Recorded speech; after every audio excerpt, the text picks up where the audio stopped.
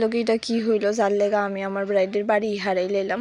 High, আমি গুডডেন। আজকে আমার নতুন একটা মিনি ব্লগে তোমরা জানে অনেক অনেক ভালোবাসা। তোমরা তো অনেকেই জানো যে ওই দিন আমার একটা কলকা ব্রাইড আছিল, সেই মতো রেডি হয়ে সেরা বাইরে গেছিলাম মেকআপ আর্টিস্টের বাড়িতে যাওয়ার উদ্দেশ্যে। দিক রাস্তা যাওয়ার পরই দিদি আমারে ফোন করে কইতেছে যে ব্রাইডের বাড়ির থেকে নাকি দিদির এগোইছে ফুল লইয়া যাওয়ার লেগা। আর আমি তো এদিকে ফুলের দোকান অনেকটা পার করে এসে গেছি কিন্তু আর কি তা করণ যাইবো। পরে আবার ফুল লইলাম, ফুল লয়ে এসে গেলাম পার্লারে।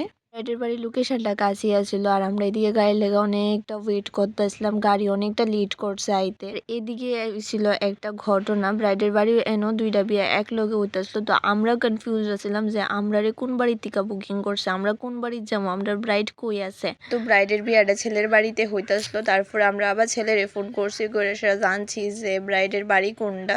এদিকে আমরা এসে দেখি যে ব্রাইড এখনো ছেলের বাড়িতে পৌঁছাইছে না। পরে অনেকক্ষণ বর পরে অবশেষে ব্রাইড আইছে, ব্রাইডের দেখা পাইছি। এদিকে দিদি খুব তাড়াতাড়ি করে সব মেকআপটা ডান করে নিয়েছিল। এরপর ব্রাইডের ডিমান্ড অনুযায়ী আমি কলকাটাও কইরা লইছিলাম। বাড়িতে মেকআপ করাইতে যাই আমরা অনেক কিছু ফেস করতে লাগছে। আমরা মেকআপের লেগা যে রুমটা দিছিল এই রুমের মধ্যে তোমরা এখন দেখামো যে তারা কিভাবে দর্শকের মতো বই আসছিল শুধু মেকআপটা দেখার লেগে, যেহেতু আমরা কাজটা একদম শান্ত জায়গার মধ্যে করতে লাগে। এই জায়গার মধ্যে এতজন মানুষের সামনে বসে মেকআপটা করতে লাগছে।